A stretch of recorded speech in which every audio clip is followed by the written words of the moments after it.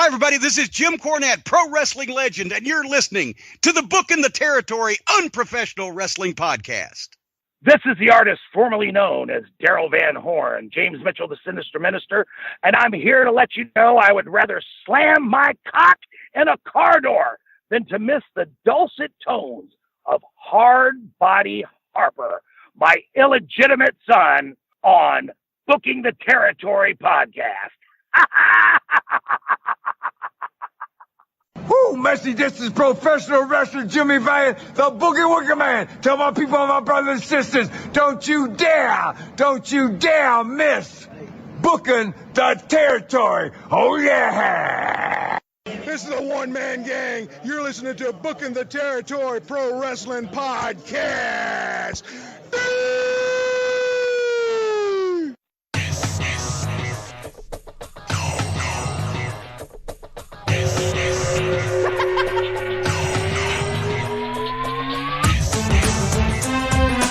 Welcome back, everyone, to this week's episode of Booking the Territory, the Unprofessional Wrestling Podcast, where today we're covering WCW Saturday Night on TBS from June the 13th, 1992.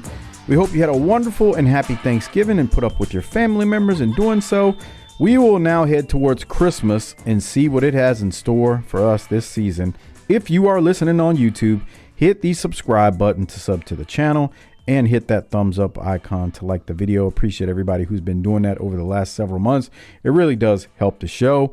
Doc, we got a big show this week. Maybe not a long one, but it is very noteworthy because it is Bill Watts who is here to save the day, whatever that means.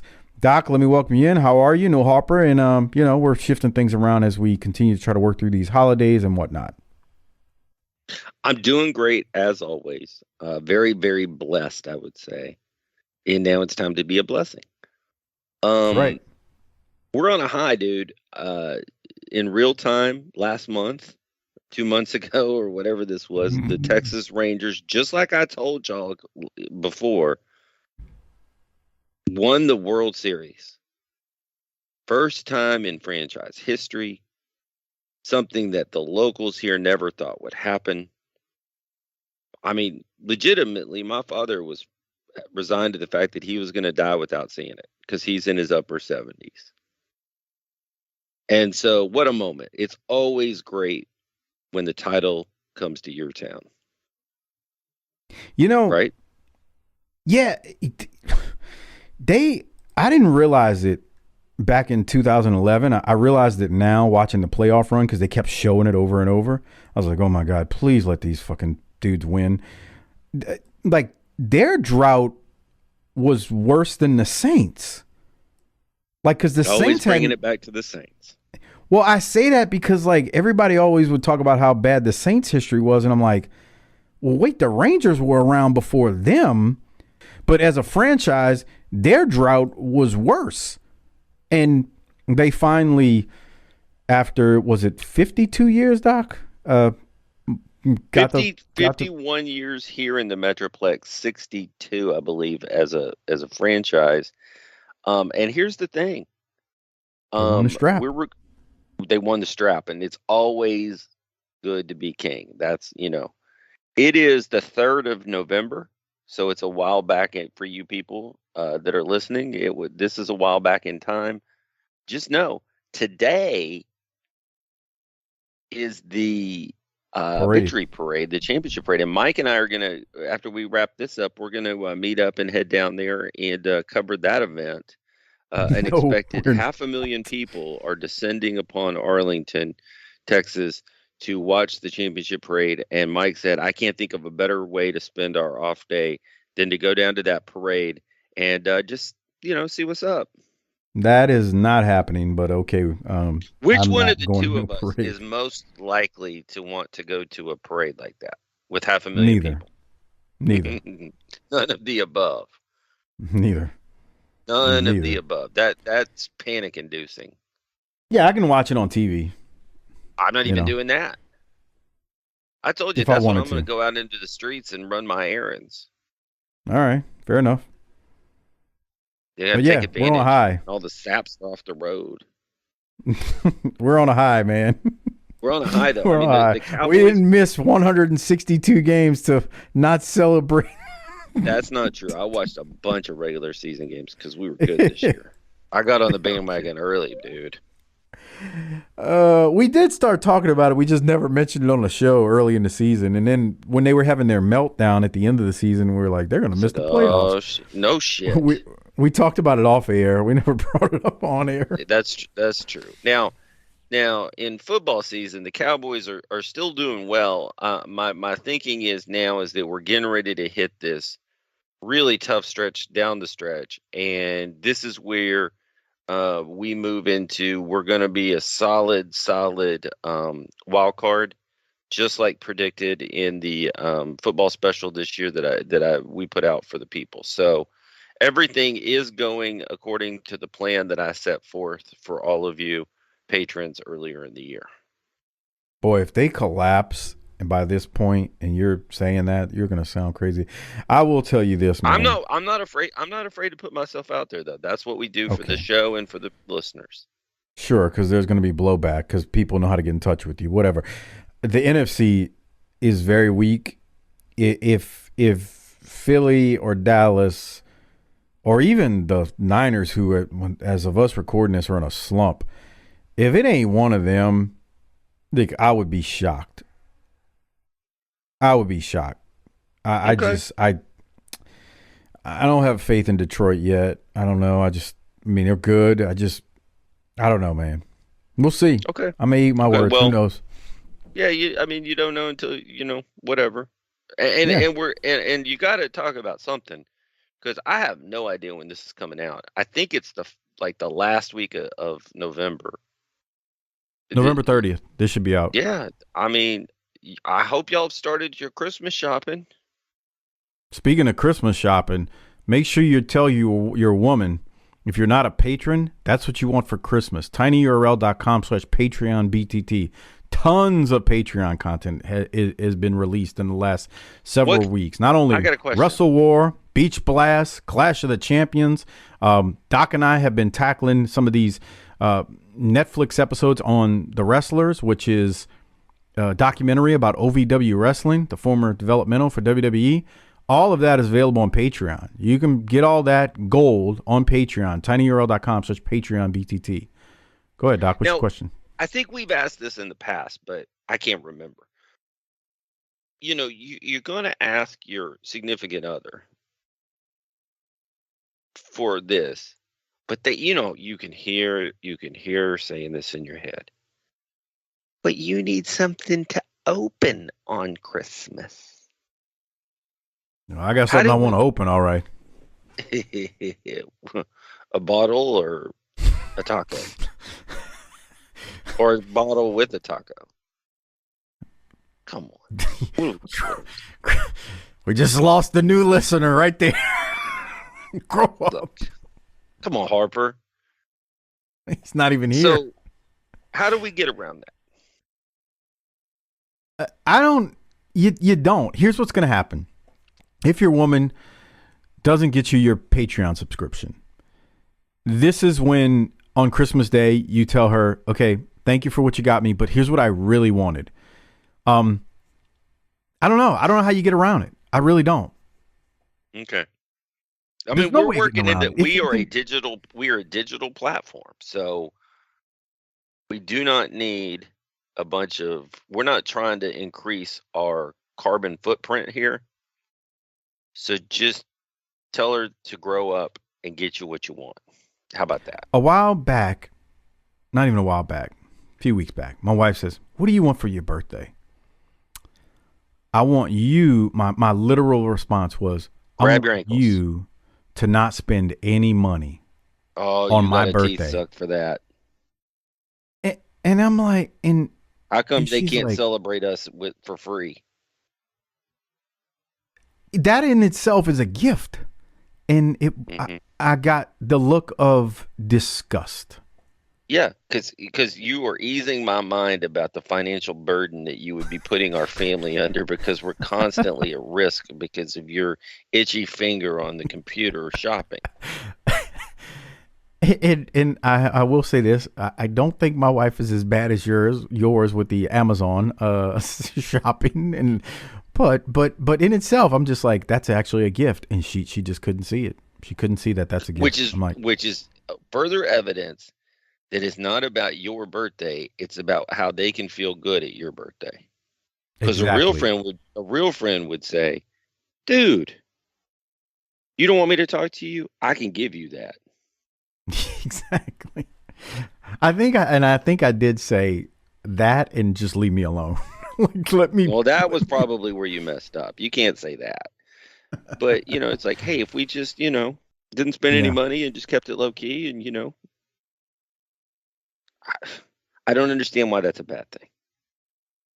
Well, Doc, and it's because it's not about you, Mike. It never has been. Exactly it. Well, all right, we better get to this wrestling. We have a short episode, but as you mentioned earlier, big news is running rampant through the WCW. You hear what I said there? The WCW. Don't forget about the 5-star review before you go to that. Oh shit, you are correct. We have a 5-star review that I need to read here. It is from a fella named Guy 1088. It's just kid stuff. It's great. Now, it says, and still, with like 10 exclamation points. Best show going today. I listened to the multiple shows done by BTT, and I have learned that Doc is the best worker in the business today. Heel babyface doesn't matter. Forget Roman. Doc is my tribal chief. Now, that sounds familiar. I think I've heard that before. What are we doing here? I think I've seen that one before, but to his point, thank you, Guy 1088. Hey, look, if 100%. You're gonna feel free to submit more than one. We're not complaining. As your tribal chief, I say keep getting in there and giving us ratings. I mean, He does say it's just kid stuff, but he does say in the first, I guess, sentence of the write-up, and still, so that tells you it may have been a duplicate one, but we love it. That's not my problem. Yeah, that's for whatever. Look, I'm here to tell you. Reward perseverance and commitment here. That's right. And look, these algorithms, they love those 5-star reviews. So keep submitting them, please. Everyone, go out there, submit it. If you've never submitted one and you listen to this show, please, we're basically begging. Submit a 5-star review. It does greatly help the show with these algorithms, and it is greatly appreciated. What would Harper say? Guy. Don't be an asshole. He gets on people about the YouTube and 5-star for sure. Yeah, as Harper says, don't be an asshole. Okay, Doc. Can we get into, I guess, the Bill Watts stuff? Not necessarily the actual review yet. What is the news? Well, Bill Watts this is his first episode in '92. So Kip Allen Fry has been booted from the promotion. Yeah. Your best friend and mentor, Bill Watts, is now on the scene. Before we load up the episode, do we want to review some content that Bill is edicts that he's got? Well, you said something. I just want to be clear. Did they technically? I don't know this. Did they technically fire? Oh, I don't know. Okay. Yeah, that's what I was trying to figure out. Like, I meant to look it up, but I was wondering if they actually fired him for sure. I don't know, but the talk show is gone. Well, there you go too. That too. The talk show format is Harper's is gonna in be the upset rear. about that. I got him over to liking that. So I don't know if Kip. I was looking at the history of WWE.com, and the only note they have is on June 1st, 1992. It says Bill Watts took over Kip Fry's role as WCW executive producer. So I don't know if Kip Fry's out completely. It doesn't state that he was fired, and honestly, I've never really looked at the complete specifics of it in terms of his role. But Bill, the greater point here, I don't want to get hung up on that, is Bill Watts is now the head man. And boy, I'm going to hurt some feelings throughout the next probably year easily with Bill Watts just because I do praise him when he deserves the praise, but I also kick him in the shins when he deserves to be kicked in the shins. Nuance, folks. You know what I'm saying, Doc? Cowboy in the cross. But Cowboy in the cross. That's good. But we're going to get into this now. So Crockett and I were recording, I don't know if it was Beach Blast or Clash 19, and Crockett was like, hey, man, have you ever seen the Bill Watts 10 Commandments? And this was for like the WCW locker room. This wasn't like, you know, at the time it wasn't published on national television. This is kind of what he told the boys in the locker room. And I said, yeah, I kind of remember it, but send it to me. Because I thought for immediately, hey, when me and Doc, or if Harper was going to be here, which he couldn't be today, I was like, we can have a really good discussion about this part when we get to that episode. So without any further ado, do you want to say anything about Bill Watts' 10 Commandments to the boys in the locker room before I start reading them off 1 through 10? I don't think they're all wrong. Agreed. Nothing is absolute. Nothing is absolute. Nuance. There's that word again. So we're going to go through these one by one and see what we have here. Number 1, using ring barricades in the ring post is forbidden and will cause a DQ. Your thoughts? Not the worst thing. I mean, he's just trying to lay some rules. I mean, I guess it can get out of hand with guys going on the outside, using ring post. I mean, technically it probably should have been a DQ from the get-go, but I don't get hung up on that one. Whatever. I don't either. Number 2, wrestling outside the ring is discouraged. The only reason I don't like that one is because it's very subjective. So while you say discouraged, what does that mean? Does that mean you're going to fire me if I just happen to go outside the ring and, you know, punch a guy or kick a guy one time? Or a guy falls out the ring, he gets sent into the ropes and he, you know, doesn't hook the top rope and goes to the floor and I go out there to get him. You know, at what point are you going to decide to fine me? That would be my question. So I don't like that rule. I don't hate it, but I don't like it because it's very subjective. Your thoughts? 100% agree. And it's like, I don't know. One of the things I always think about is what problem are we trying to solve here?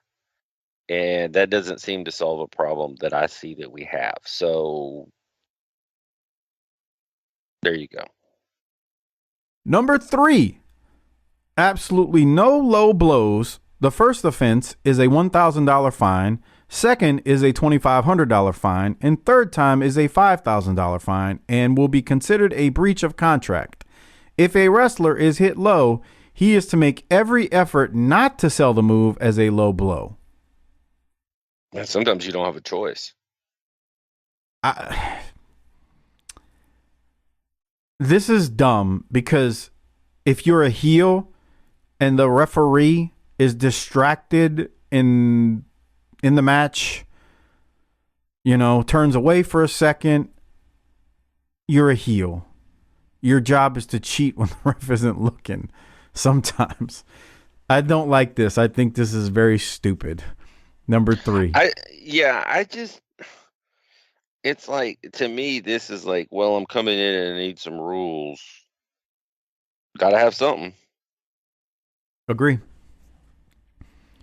Number 4, all wrestlers are due in the building 1 hour before start time of the show with the same fines as above for multiple offenses. I don't have a problem with the 1 hour before start time rule. I think actually that's fair. I'm going to defer to you on that in terms of running a wrestling show and what needs to be done logistically and how that helps the Fed run, because I don't know, but it seems reasonable.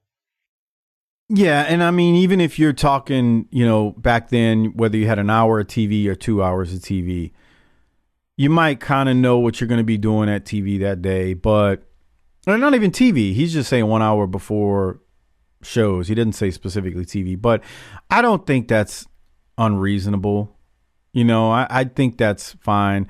I think it can get a little tough depending on how far of a distance you're coming from the next town. You know, where are you coming from? I think there may need to be some grace given. That's the problem with Bill Watts, though. He doesn't give a shit. That might be the thing that gets hung up with that one. As One Man Gang said when he was on the show years ago, if you're not going to show up or you're going to be late, you better have somebody, or you die, you better have somebody bring your corpse to the building, which I think is funny, but also pretty pathetic. Number 5, Doc. Missing an event except in the case of the most severe injuries is considered a breach of contract. There's that if you're dead. Only excusable exception is an act of God. Thoughts? Define act of God. Like I said, we got a lot of subjectiveness in some of these. Yeah, like what's an act of God? My fucking car broke down on the way there. I had 2 flat tires. I mean, that's technically not an act of God. It just, you had a flat tire, but it could cause a problem. Yeah. The other thing is, like, I think I get where he's coming from, but I don't think this is the way to solve it. I don't know. I'm kind of thinking out loud here. It's just, you're not going to win me over and get me to want to go hard by micromanaging me, you know? Yeah. Well, and the other thing too is, I think all of these things, you know, you need to look at. Because the truth of the matter is if you're missing shows chronically and you're not there on time, and you are a problem and you could be dealt with. But like, if I'm over here just doing what I'm doing, it's like if you wanted to drug test for driver's license. I don't think it's a good idea, but it's not going to bother me because I can pass it. But it doesn't mean I think it's a good idea to put that in. Well, I just think in this one, it's one of those things where if a guy who's always at shows on time, misses an event, and again, this is before cell phones, so it's not like they can call somebody, and they show up at the next one and is like, or they leave a voicemail for you at your house on your answer machine back when they actually had those things with the little tape in it. They're like, hey man, look, I'm on the way there and this happened and I'm missing it because of that. Like, I think you need to take some of these things in a case by case basis, but I do see your side too, where it's like, if you miss continuously over and over, then that's where you need to address it. But those are the things you need to address individually. You don't really need a rule for that. Right. And, you know, it's a difference between Buddy Landell doing it and JR. There you go. Which Buddy, that's a whole nother story. Look up Buddy Landell always being late and being fined in Mid-South. And really, now, the more you get, the more rules, knowing Watts is, you're just looking for a way to subjectively fuck with me if you decide you want to, and you just want to reach in my pocket if you think you can. Agree. Number 6 kind of ties in the 5 that we just read. Wrestlers who are injured and can't perform are still expected to make the show and appear before the crowd. The only exception is a crippling injury that doesn't allow for traveling. I get it, but I also think it matters which wrestler or who is injured. If Sting is injured, if Vader is injured, if Ron Simmons is injured, people at the very, very top of your card that you've put on the marquee and on the poster and have advertised, that's a problem if they're not there. That's a big problem. So I do think he's on to something with that, but I don't think that's a universal. With people not showing up. So I think that one is probably actually trying to address a problem.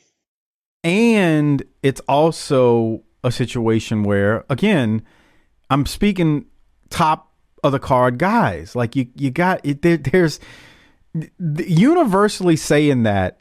So if he might be a good hand, but I ain't come here tonight to see Bob Cook in street clothes. But there you go. But if I bought a ticket, you know, it's like the NBA thing. I get that you want to rest your guy tonight, but y'all came to town once this year. I spent a whole bunch of money because my kid likes to watch you play, and you're sitting on the bench, that isn't going to work for me, pal. Because of load management. As Super 70 Sports says, you can take your load management and shove it up your ass, pal. And I don't disagree with the need for that or the idea of having a night off, but it's like I also I don't paid understand. $100 for a ticket. So give me number 7. Number 7. I just wanted to say, wrap up number 6. I get it when you're talking about higher mid-card, top of the card guys, but like you said, Bob Cook, no. Number 7, talking on the mic during the show is discouraged. Lewd hand gestures and cursing at the audience that the audience may hear is prohibited. So I actually agree with the talking on the mic during the show is discouraged. Like, you'll have guys who aren't really booked or, told to say anything, and they'll get out there and they grab the mic and they start doing something for some cheap heat. I get that one. Otherwise, because if everybody's talking on the mic before the match, even if it's 20 seconds, then it means nothing when the star comes out there or the people who really have something to say are talking. So I get that part. The lewd hand gestures and cursing the audience and cursing that the audience may hear is prohibited. Define lewd hand gestures. I mean, I know you have a middle finger, but there's other things you can do with your hand that could be considered lewd. You're Mr. Church guy, so you show me all the gestures I can't do. Don't just say lewd hand gestures. While I know the middle finger is lewd, is the throat slit that Arn does lewd? Oh. I mean, like, what are we talking about here? You can't do that in the NFL. That's why I brought that up. Remember when they put that rule in the NFL that you couldn't do that? So that's why I bring up, like, what do you consider lewd? Again, look, I believe in God. I've gone over this a million times, but don't give me this generic lewd hand gestures. You're going to have to tell me what that means. I don't have as big a problem with this because I think we're corporate owned. Look, I don't want to listen to the tower. And we are trying to appeal to a younger population. We can't, I get it. As long as we're talking about defining terms, like as long as you don't call these laws and commandments when there's gray area. I think there's gray area with that one. You're probably right. Because you want to reach in my pocket whenever you feel like you can. Okay. Number 8. Fraternization between heels and baby faces in public is not acceptable. This includes traveling together, public appearances, restaurants, and even in the gym. Yeah, I got no problem with this. I know it's 1992, but I get it. I understand where he's coming from here. I can't build a story between Sting and Vader hating each other. I can't build a story between Vader and Ron Simmons hating each other and wanting to kill each other if they're sitting in the restaurant having a casual meal together. It just doesn't. Working out in the gym together. I know the lines are blurred today, but I think that ought to on some level, be the same today. Agree. Number 9, another one I don't have a problem with. We're going to watch next week's episode, and I got a little bit irritated because Dusty Rhodes was interviewing Arn, and I'm like, these two should already be swinging on each other. Right, after what the Horseman did to him. But time heals all wounds, so we'll talk about it. No, it doesn't. I hold grudges forever. We know you do, because you can't no-sell anything. Number 9, another one I actually agree with. No guests allowed in the dressing room, including family members. Yeah, I kind of like that, unless there's an emergency situation where a guy goes into cardiac arrest or something. I mean, the family doesn't need to be back there. Bet you Bonnie Steamboat had a problem with that. Wrestlers do not like outsiders in their locker room. There's nothing wrong with number 9. I guarantee you, when you say that this is targeted at some small group of people, and a lot of the guys are like, good. Yeah, because enhancement talent or many mid-card guys aren't bringing their family back there. So I agree with you, yeah. And number 10, each wrestler is allowed only 2 complimentary tickets to each show for friends and family. Any tickets beyond that much must be purchased at full value. I kind of get that, but then I don't, because I'm like, if they were just going to have a general admission 4 tickets, just give them more than 2 tickets. It's not like they want front row. And at the end of the day, we ain't fucking selling out 20,000 seat buildings right now. Just let this seems a little bit too much. But at the end of the day, number 10, I'm not as hung up on as I am some of the other ones that make no sense and are very subjective. Yeah, I don't know about that either. It's hard to say without having a peek at the finances. My whole deal is it seems like he's leaving out some of his bigger issues, which are the mats are coming up, and coming off the top rope is going to be a DQ. Well, I think the reason those aren't included in here is because those are ones that he's going to share with the audience, and he has told the wrestlers that I took this list as what he shared backstage. Like, this isn't something he projected to his TV audience. This is, hey boys, we're going to have a meeting. It's not up for discussion. Here it is. I'm the dictator. I'm Lord Bill Watts. You're going to do as you're told, and you're going to like it. Okay. That's what to me this is. Okay. He got lots of thoughts about how you run a wrestling promotion. And black people. Are you talking about Bill Watts? Yeah. Yeah, he's something, man.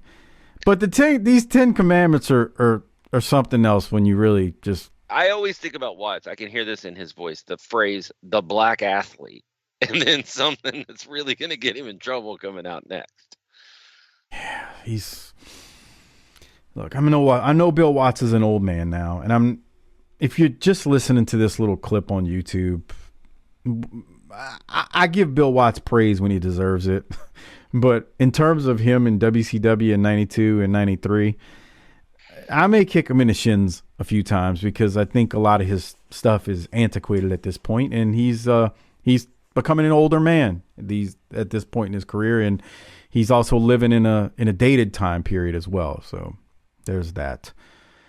Okay, Doc, on that note, any closing thoughts before I get the video version started for June 13th of 92 and we get into the main portion of the show covering that? No, let's cover the event. So we're talking June the 13th, 1992, Saturday night on TBS. And this show is coming at us this week from Center Stage. It was taped on June the 1st. The intro of the show includes opening footage of the WCW World Tag Team Champions, Rick and Scott Steiner, facing Tatsumi Fujinami and Iizuka at Wrestle War 92 that we covered, available on Patreon, tinyurl.com/PatreonBTT. We reviewed that entire show there. Then we go to JR, who welcomes us in. And Doc, I'm going to play the audio because Bill Watts is introduced, and let's go to that right now. Special treat, the WCW Heavyweight Champion of the World, the Stinger, will be here in one-on-one competition. But right now, ladies and gentlemen, I'd like to bring in a man that's certainly no stranger to wrestling fans around the world. He is the new Vice President of Wrestling Operations in WCW. Please welcome Cowboy Bill Watts to our broadcast. And Bill, thanks very much for being here. I know you're excited about being in WCW, as is the world. Certainly, Jim. You know, it's like coming home. I mean, TBS and wrestling goes together like peaches and cream. This is the side of the Omni in Atlanta where Dusty Rhodes and I used to walk tall. We used to go against guys like the Anderson brothers, Thunderbolt Patterson, stars like that, Mr. Wrestling 1, Mr. Wrestling 2. This is so exciting for me to be back here. We're going to have a lot of great news for the fans. But right now, wrestling is what we're here about. Let's go to the ring and get into the action. We look forward to hearing Bill Watts' comments a little bit later in the hour. But right now, ladies and gentlemen, let's go up to Gary Michael Capetta. All right, any thoughts on Bill Watts' just opening promo right there, Doc, as the new VP of Wrestling Operations here? We're going to go back to the way it used to be. No, don't do this, okay? Do not do this. Do not do this. Yeah, I guess we'll Here's the problem, and it's the nuance. There's a real case to be made here that what he's thinking about doing could be effective in the sense that Hurd and others were too, let's be like what the WWF is. And so we need to be different. The problem is that Watts is single-minded in what that is. He has a very narrow concept of what the wrestling business should be, and it is antiquated. And there are parts of that antiquated model that are timeless and always work, and there's parts that will not translate to a new generation of kids that are looking for something different. But the focus on let's be wrestling, it's going to be hard to argue against that. It's just how he goes about it is going to be problematic at times. Very well stated, because the Hurd era was pathetic. I mean, we've seen some of the stuff there and how bad that was, and they were trying to make it kind of like WWE. You know, I always bring up the whole Norman the Lunatic bullshit and Trucker Norm and all the bullshit that we went through with, during the Hurd era, the ding dongs, all the stuff we've talked about on this show for years now. I am a fan of Watts getting rid of the gaga and the just stupidity that we've seen in the promotion and them trying to be a version of WWE when they really didn't need to do that. Now, I'm going to talk more later once he gets into the rules. I'll stop now. I'll talk more later about once he gets into the rules and the things he's changing. But I think he's in the right place to wanting to change things and make it the hard-hitting action that it needed to be. And the old promos from the studio days that we know and loved, and the old saying that we had, Doc, when we first started doing this is like, man, did we really like wrestling, or did we just like the shit talking because of the promos were the thing, man? It was like, holy shit, this is great. Anyway, so I think you're on to something there. I think you nailed it. The first match, we're watching the finish of it now. Dustin Rhodes takes on Tracy Smothers. We just watched the whole thing as Doc and I were talking for 2 minutes. Dustin hits the Bulldog and wins the match by pin. It was quick, and poor Tracy Smothers, man, he's just relegated to nothing these days. This is a great match to start the Watts era with two wrestlers in there wrestling, but Tracy just, they just sent him out there to eat the pin. And I don't, I'm Dustin. I like Dustin. Don't get me wrong. I like Dustin Rhodes. It's just, this is more of an indictment on not necessarily Dustin. I think he deserves this, but it's just like Tracy's just fallen. It's pretty sad the way he just went from what he was and how good he was doing in the tag division and, the Southern Boys and the Young Pistols. And you watch this, when you rewatch this for me or watch it for you, you see why the promo sitting on the swing in the Smoky Mountains works so well. Because, like, they try to make me from I ain't even been to Wyoming. I'm sure they're nice people, as Tracy said in Smoky. And then you see how they did him here, and he talks about that in that promo in Smoky Mountain Wrestling. You realize this is some bullshit, man, how they did this dude. But it makes what he does in Smoky Mountain Wrestling that much better as he speaks to it. My thoughts. Yeah, and the other question is Watts going to let JR speak?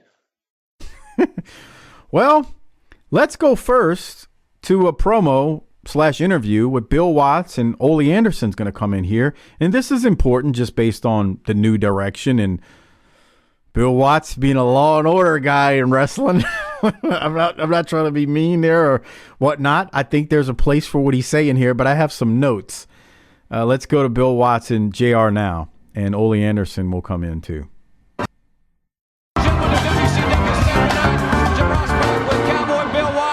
The Vice President of Wrestling Operations at WCW. And Bill, you mentioned earlier that you've got a lot of big news for all of our fans. What can you share with us at this time? Well, first of all, it's so good to be back here where wrestling was pioneered as far as the modern tradition, right here on TBS in Atlanta. And we want to say one thing, that the WCW and TBS is going to set the standard for pro wrestling like it always has. We're going to go a different direction than any other promotion. We're not going to be like a macabre cartoon come to life. We're going to get back to where the wrestlers are kicking tail and taking names in the ring. But we are going to enforce some rules. I think you got to have rules, and then you keep it inside the squared circle, 1-on-1 or 2-on-2 or whatever it is. And in order to do that, I contacted as a first move one of the living legends right here in this area of professional wrestling. One of the guys that's responsible for breaking more rules than any other person probably in wrestling, a member of the Minnesota Wrecking Crew, Ole Anderson. And I called him and I said, Ole, I got good news and I got bad news.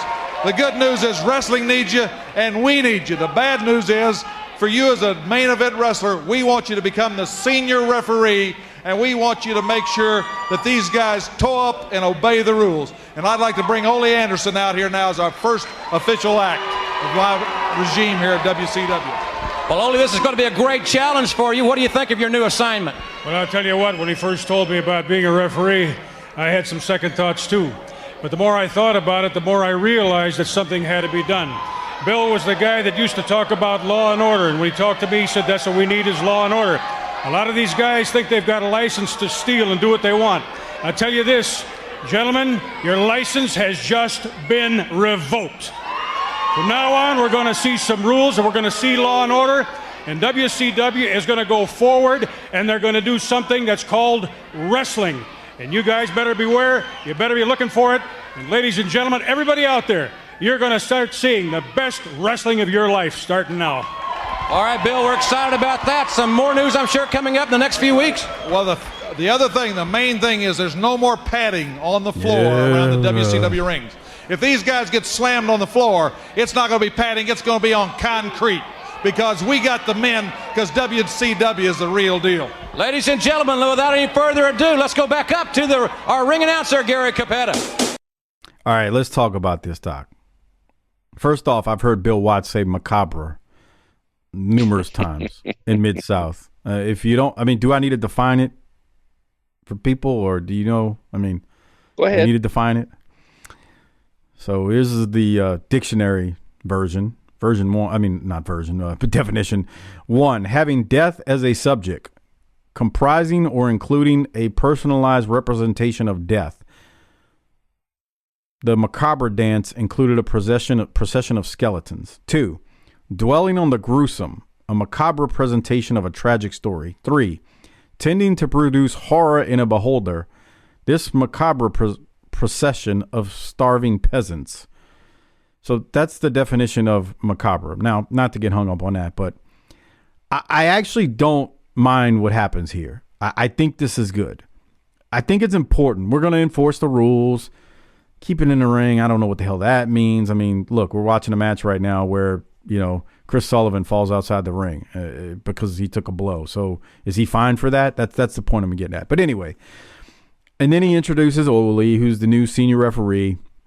Ole talks about law and order, and he says, these guys think they have a license to do whatever they want. Well, their license has been revoked. It was a really good promo from referee Ole. Let me say that. And but my point is, one thing I want to ask you here is, are these guys breaking that many rules more than what we've seen in the past? I mean, it seems a lot cleaner than it was in 1985 and 86. Yeah, what problem are we trying to solve? I mean, I realize that they probably made this decision pretty quickly, but it's like, could you not have like the Dangerous Alliance and some of the bad guys, the heels doing crazy stuff for the weeks leading up to this? So there's a reason why somebody needs to clean this thing up. But even then, like I've seen much more heinous shit in Bill Watts' Mid-South. Right. Than I've seen in the last year or 2 years of WCW on TBS. Right. I mean, but I don't hate this as I say that, because they present it well as, you know, Ole's not going to take no shit. And I get that part's great, but I also don't feel like there's been this just craziness going on. Well, and here's the other thing. Like, Ole gave a great promo because he's Ole. But why do I trust Ole to come in and do anything right? Maybe he's older and wiser, you know, that Come on. shit. The last time, come on. Come on. What? I'm just saying. I don't hate Ole kind of being a quote unquote enforcer. What's changed about him that we can believe in him? Time. They didn't say that. You have a point. I also saw the Steiner brothers pick Ole up and him not knowing whether to scratch his ass or wind his watch. Of course. When the Steiners picked him up. So I was like, oh, I got to know about that later. So, yeah, I agree with some of this stuff. I just don't know how logical it is to have these two guys be the one to present it, the message. I don't hate it. I just don't think there's like this lawless recklessness going on in the promotion. And I don't know that if we did, Ole's the right guy. Ole would be more likely to be participating in it than cleaning it up. Maybe, but you know there's also a generation. You just don't want to put me over there, and I don't know. I mean, okay, fine. And for the record, as we move on, that's not true. The one thing I don't like is pulling up the mats. I don't care. It doesn't even matter to me. The mats, no mats, whatever. I don't give a shit. I mean, I was on indies with no mats. Bruh, you ain't taking that many bumps out there from the get-go. So let's just call that what it is. And even if you are, like, so what? Like, my problem with the mats rule is not the actual rule. It's just they beat the shit over your head nonstop on TV every week. Oh, there are no mats outside. Hey, there are no mats. Just so you know, there's no mats. If you watch that Clash 19, or you watch Beach Blast, it's nonstop. I was coming up. Like you told me that I didn't need to, so Crockett's got it is. I mean, like I'm on there with Crockett. And he's like, "Hey, Mike, by the way, they mentioned there's no mats outside," and I can see like Jesse and JR are constantly being fed, constantly in their ear, Watts or whoever's in their ear. Make sure you mention there's no mats. Make sure you mention there's no mats. Make sure, they say it nonstop. They say it to the point where it's like, I get it. There's no mats. Stop talking about it. So that's my problem. Isn't necessarily that they pulled up the mats. It's that they just keep bringing it up over and over to sell it. But any other thoughts on right here on Mr. Law and Order, Ole Anderson coming in to be the sheriff for the referees? Yes, I don't mind having Ole here.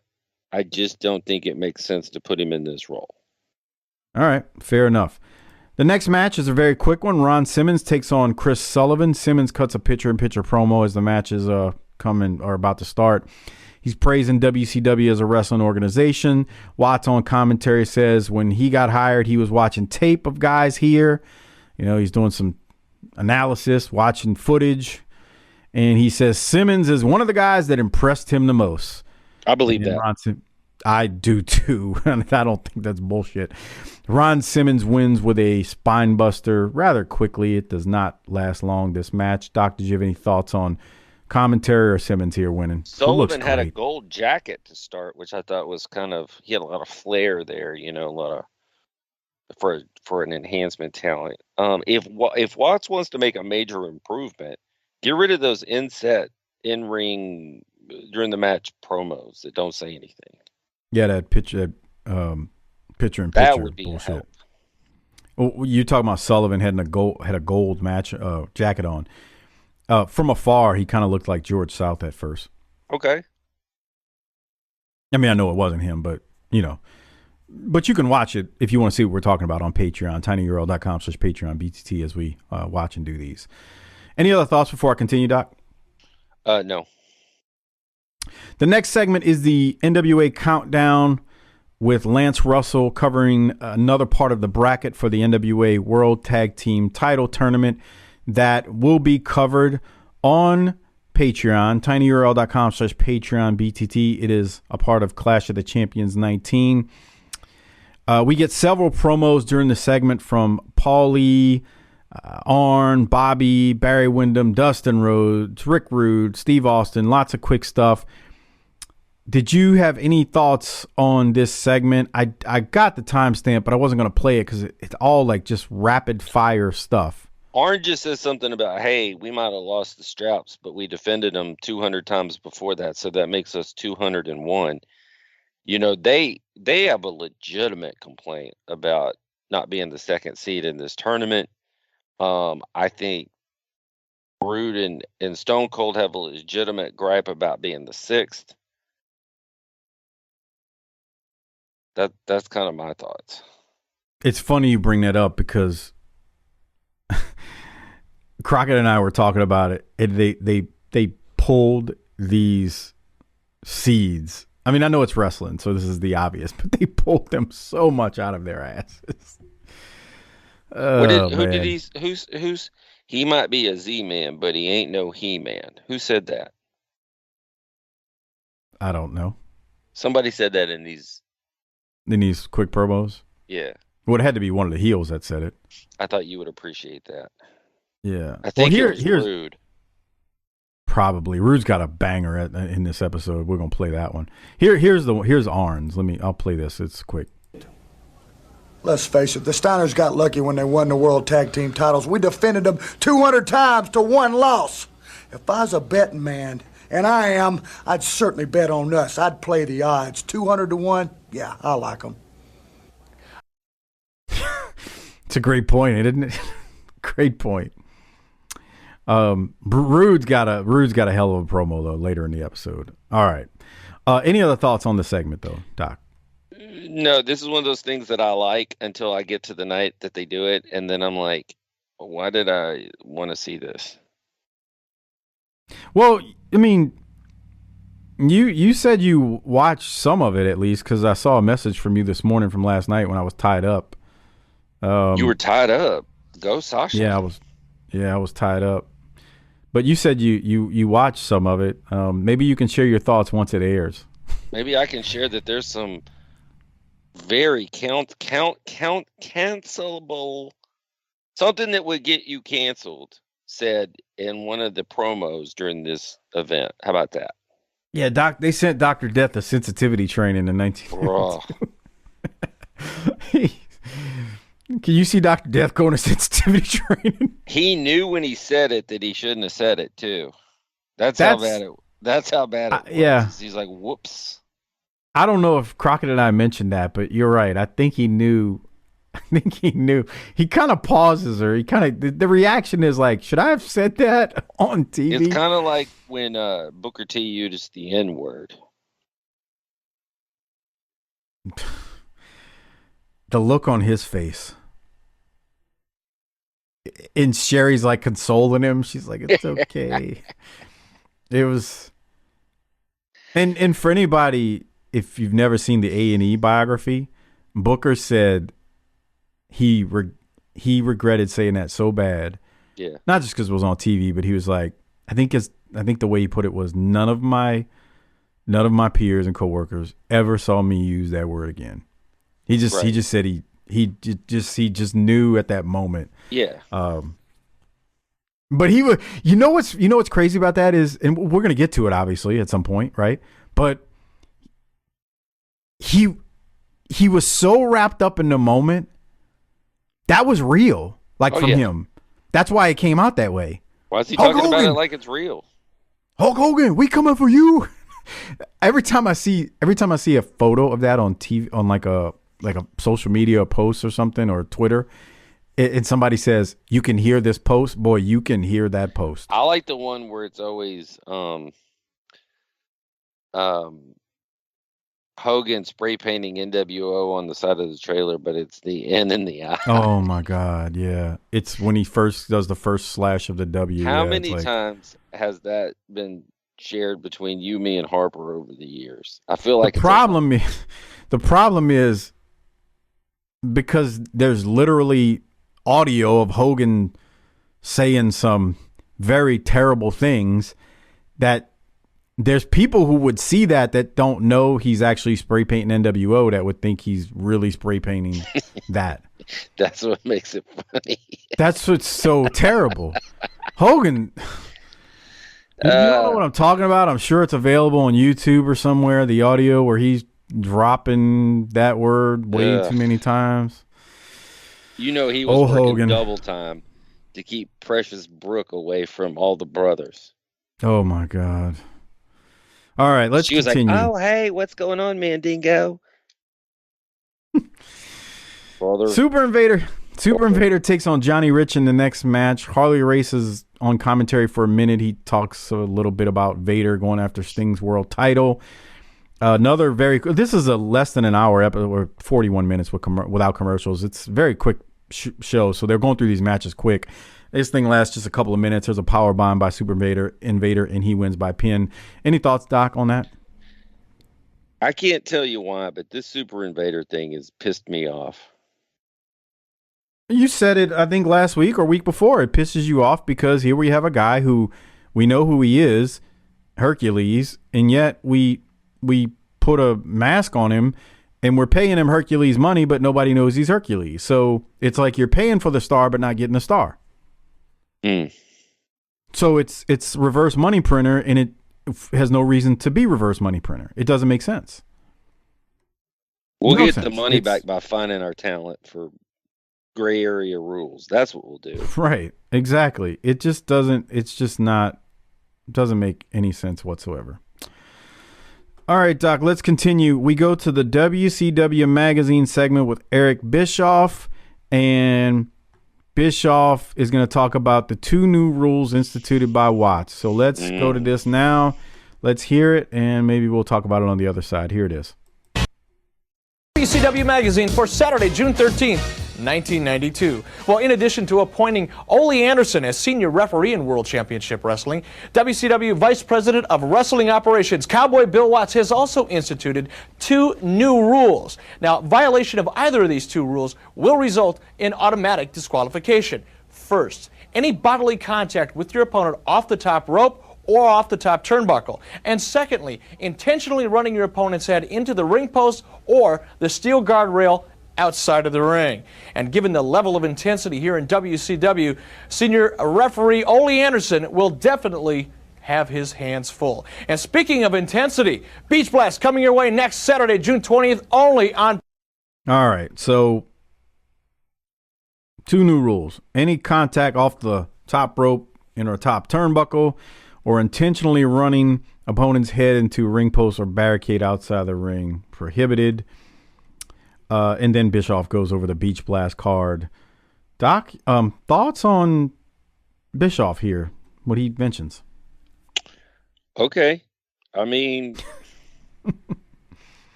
one of them probably should have been a DQ from the get-go, and the other one is stupid.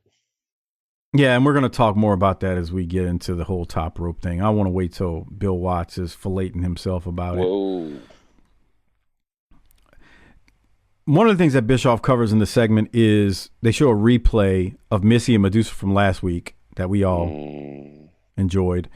And of all people at Beach Blast, Johnny B. Bad is the master of ceremonies for the Medusa and Missy bikini contest. Let's get loose and shake that caboose.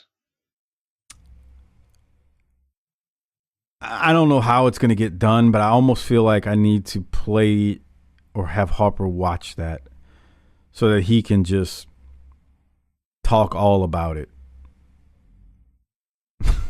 Because it's something. Jesse cancels himself. Jesse's talking about, why is this guy the MC? He doesn't even like girls. Whoa, yes. And then Jesse, at the end of the night. But you can't. We still got another week of shows to do before that. Stop giving away the content. You've seen it and recorded it, but these people, we have the go-home show next week.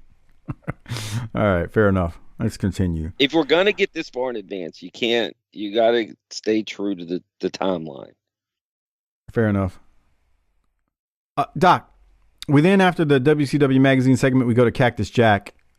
Cactus is going to talk about his match at Beach Blast against none other than Sting. Did you have thoughts on this? Did you want me to play it? It's a little I don't odd. need the content. Here's my question, though. Mm-hmm. Did Cactus mess himself up for a shoot? Did he really hurt himself here? Cactus is holding a wooden crate of sorts. It's a small one, And he starts talking about his match with Sting, as Doc is asking me that question. And he puts this wooden crate on the ground to do like a demonstration of what he's going to do to Sting's ribs. And he goes head first into it. And it looked like it really hurt. Yeah. It broke. And he sat there for a second like, dude, that hurt. I don't know if I'd have went head first into it. I think I would have dropped an elbow onto it to crack it. That's what I thought he was going to do. Yeah, it didn't look like that felt good. I think he might have got a concussion from that. As we're watching, and it looked like he was selling it too.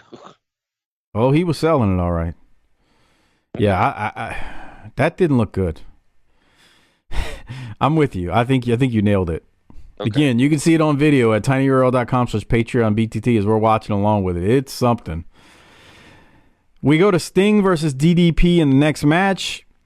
Sting hits a swinging neck breaker and then the Scorpion Deathlock, and Sting is going to win with ease. Another less than 2-minute match. They're blowing through these matches, but again, we only got 41 minutes of TV time without the commercials. Any thoughts, Doc? We had Cactus on color commentary. Man, they should have had Cactus do one of those talk shows. Nobody thought he was worth anything. Yeah. That's a funny 8 weeks of time, boy.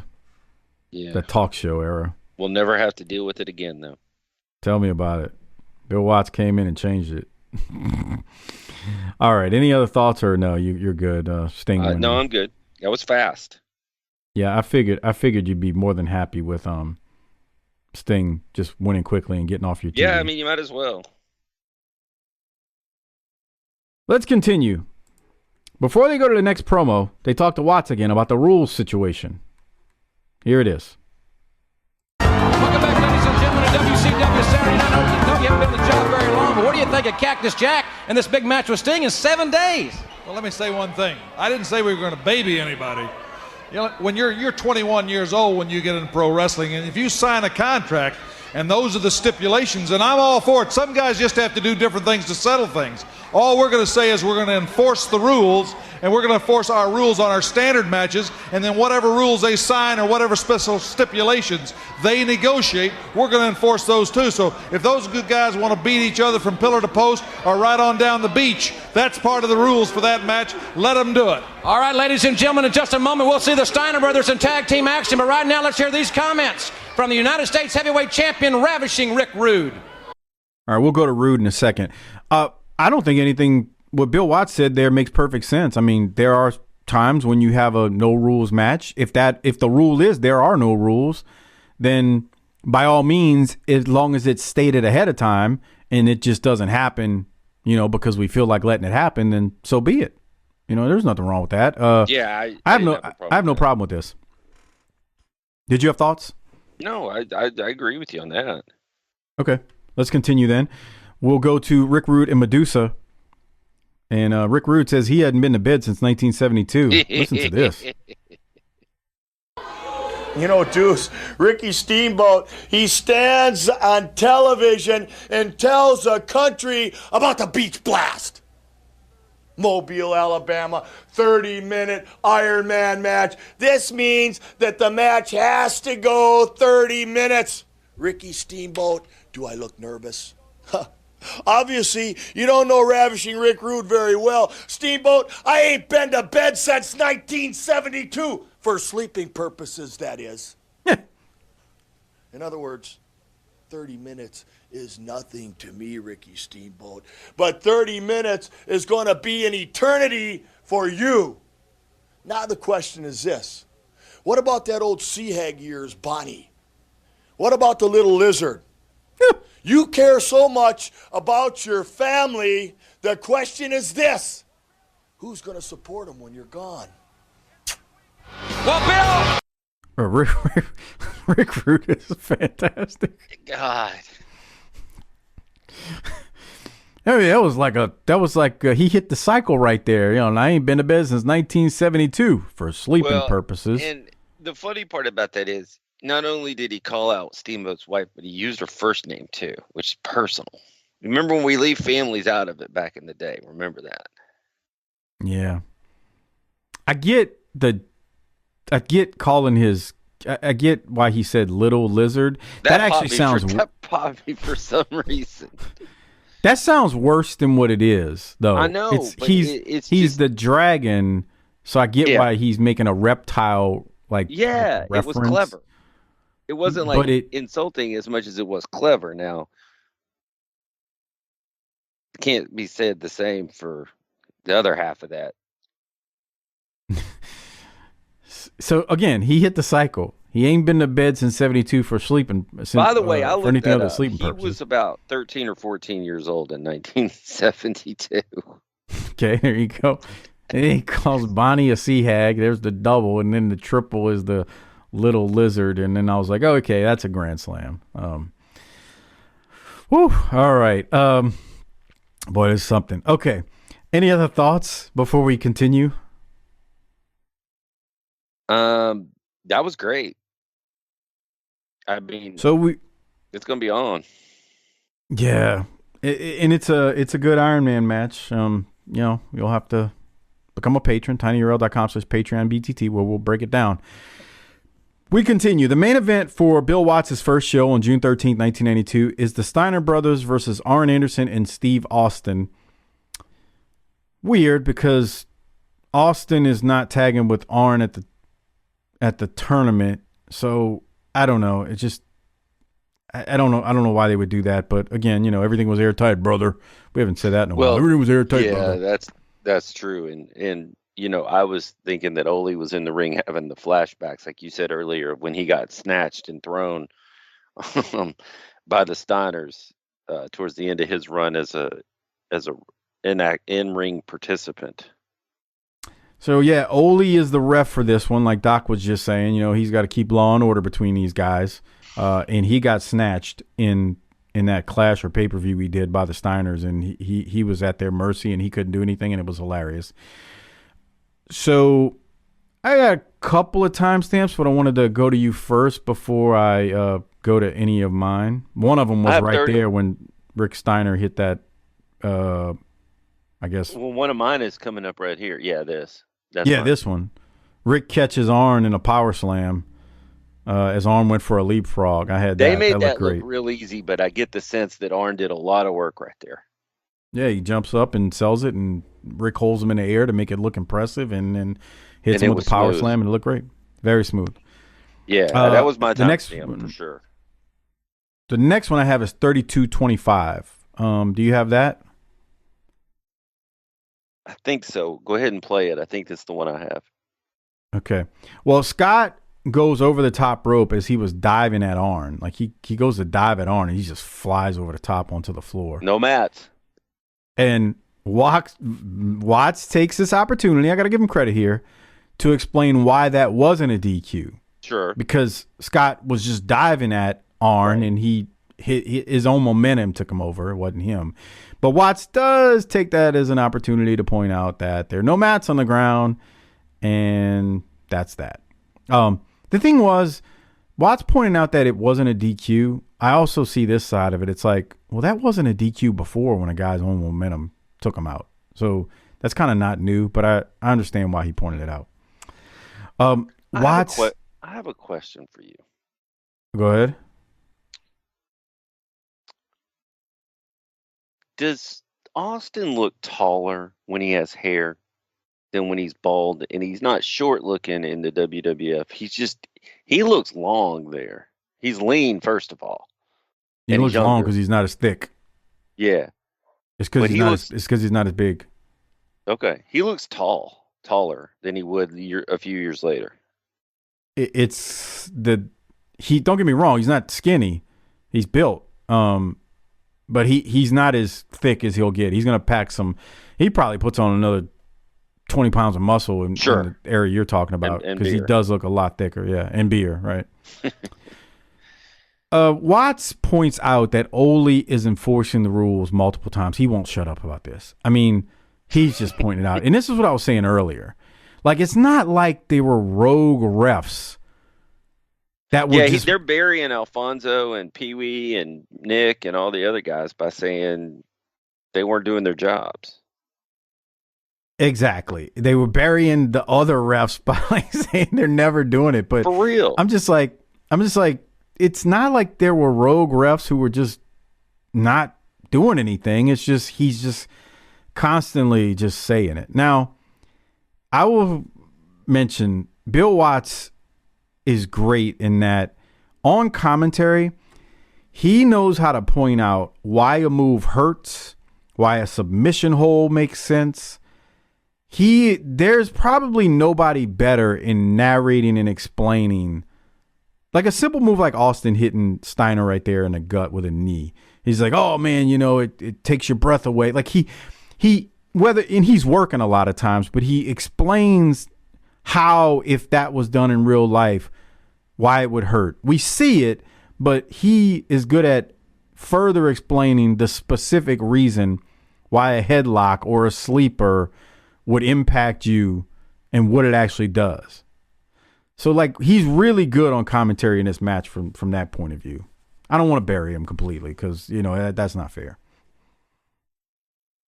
I agree. You know what I mean, Brian? I agree. Yeah, I don't have a problem with Watts's. I don't have a problem with Watts's worldview on wrestling. I probably agree with it most of the time. Yeah. I'm just the saying the worldview on wrestling. Yes, we agree. But that's also why I wouldn't probably be good to run the wrestling business either. The Fed is because I want it to look like it did in 1983 too. But that's not you cannot go backwards. You have to bring forward the things that are always true and supplement them with the things of the time to translate to the audience.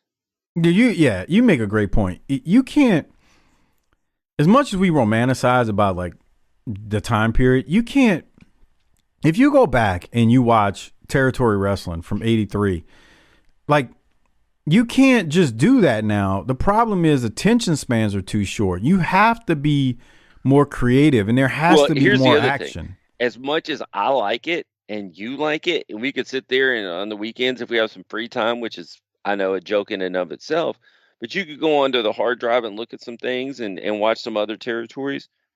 I've tried showing a couple of things to Luttrell, and he's like, no, this looks old-timey and stupid.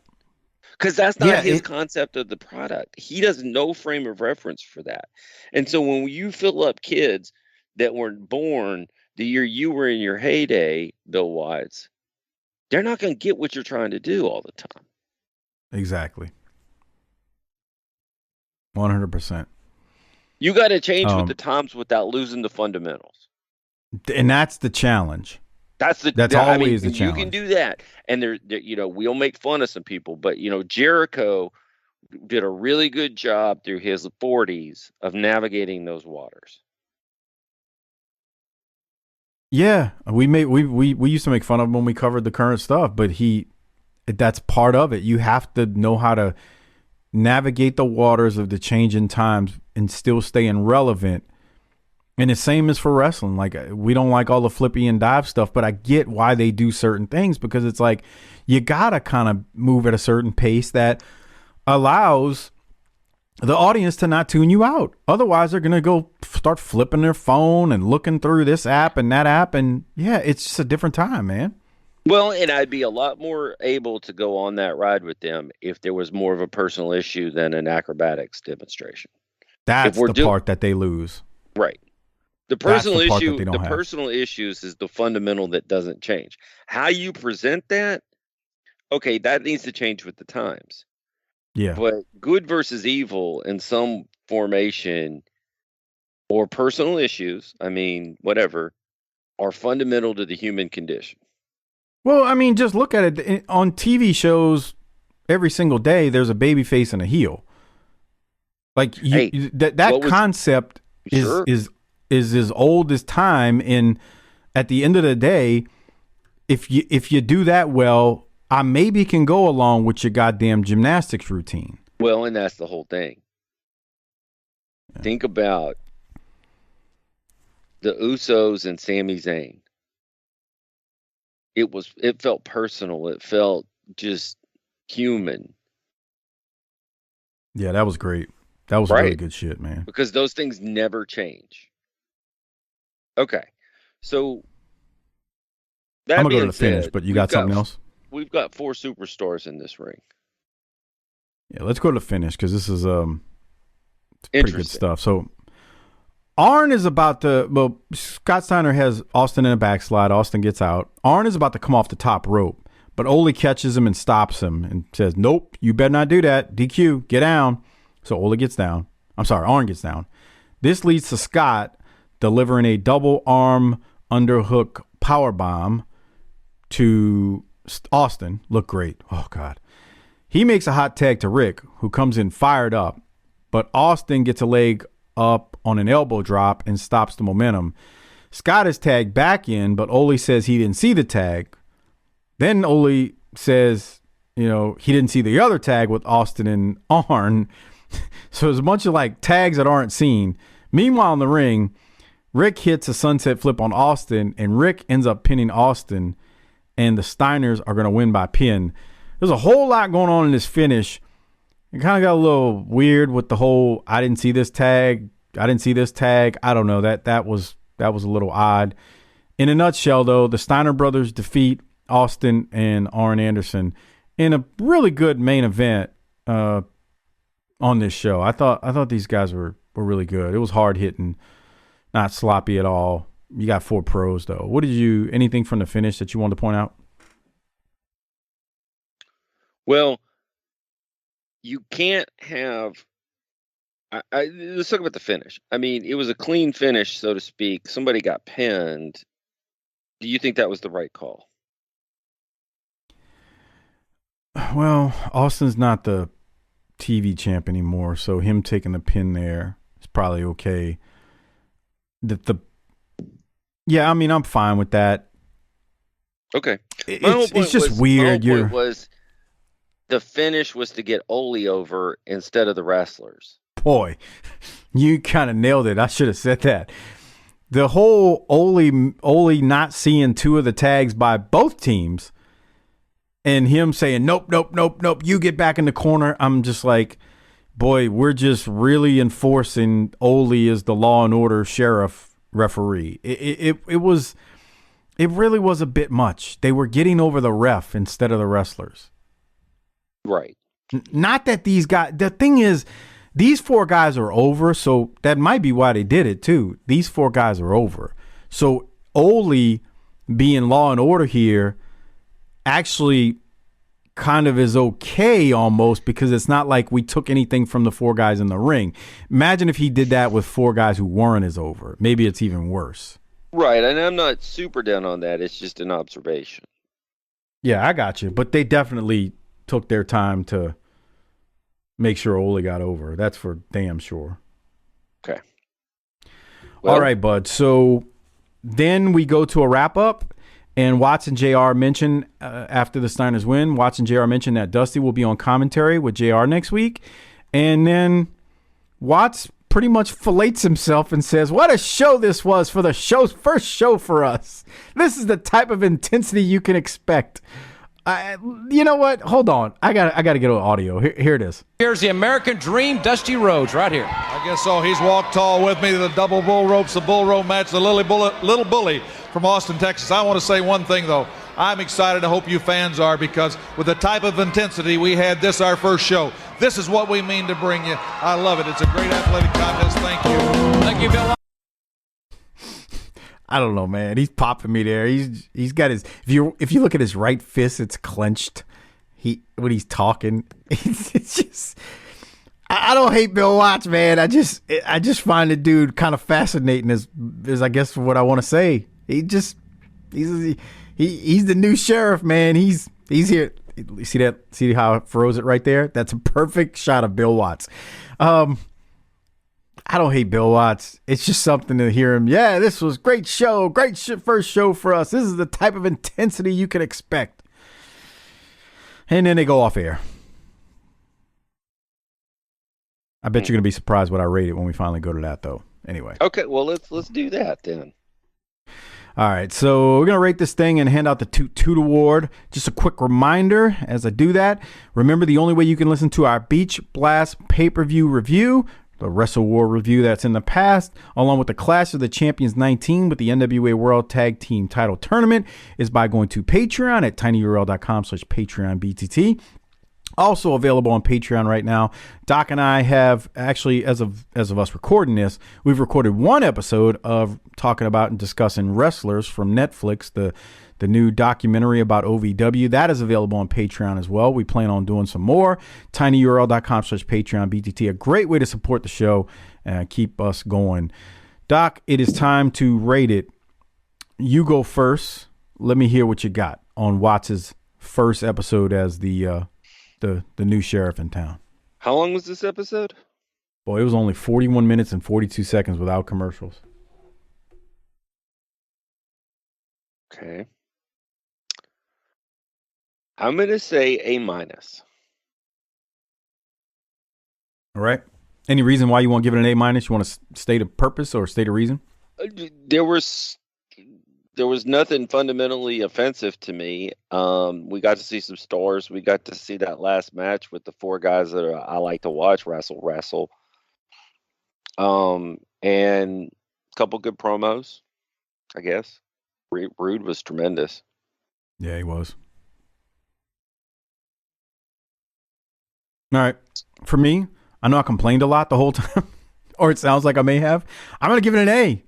I don't hate this stuff. I just, sometimes I'm critical. I think that's kind of misunderstood sometimes. People say, man, why do y'all, this is y'all era. What y'all sound like y'all hate it. No. We just kind of like call things like we see it. And, it's also one thing when you're a lot older and you're watching this 30 plus years later, there's things that you may not have thought of back then that you don't like now and vice versa. So I liked it. The main event was really good. We got Ole over. I thought this was good stuff, man. We had Rick Rude just cutting a banger there. Watts and Ole, and this is good, man. I'm gonna give it an A. So, what we do after we rate it, we hand out the Toot Toot Award in honor of Arn Anderson. Who gets your Toot Toot Award? And I'll be shocked if it's not the same person I give it to. Who you got, Doc? It's got to be Rick Rude. I mean, he's just a nasty, smarmy, dick-headed heel in the best way possible. Rude was great. Bonnie, a sea hag, and a little lizard. He's so condescending. And I'm put out because I have to speak to you people. You people, right? Yeah. All right, man. On that note, that just about wraps up the latest and greatest episode of BTT. Just a reminder before Doc can get out of here. No, I'm not going to sell you on Patreon again at tinyurl.com/PatreonBTT. Even though we don't run ads, it is great if you do join Patreon because it does help the show out at tinyurl.com/PatreonBTT. But what I wanted to tell you was, that Twitter platform, I don't know, man. I feel like it's a dying place these days. So what you can do to help the show out, in addition to the YouTube channel where you subscribe and hit the thumbs up, is when you see the shows posted on Twitter, retweet it, repost it, or whatever they're calling it now. It greatly helps grow the show organically. And on Facebook as well. Hit the share button when you see the shows posted there. It is a great help. I need to give that old idiot Jaworski some credit. He's a moron and he's a Browns fan and he cranks off to every little thing. He probably cranked off to watch 16 times in this episode. But I believe he does share it on Facebook, so I'm appreciative of that. That's that old thing, Doc, where somebody can be an idiot 95% of the time, but 5% of the time that they're right. They're actually right. So thank you, Crankmaster, for your service. Ugh. That didn't, yeah. But this was a fun episode. I really like talking about the Watts' 10 Commandments and then Watts' debut. Overall, just good stuff and another fun episode of BTT. Doc, any closing thoughts before we get out of here? It's almost December out there. Get your Christmas shopping done now. You do not want to be at the malls the week of Christmas. That's not a good place to be, man. Think ahead, plan ahead, get it done now. Bro, I don't do malls, bro. I don't do malls. I don't do malls like when it's not the holidays. Right. I'm definitely not doing it when it's the holidays. No. I don't give a dude. They could They'd have to be giving away a guarantee of $1 million. Actually, they could do less than that. I mean, you're a cheap prick, so you could probably get down there for like 10 grand, but whatever. Yeah. What am I saying? I'd probably go down there for 1,000. But my point is, you have to pay me. Bucks. You go down there for $50 and a blowjob from a mall Santa. No. Oh man, but get What's that Christmas shopping done early. Gary. All right, man. Anything else before we roll? Man, let's get the hell on. Hit the tagline, Doc. Book it, bitch.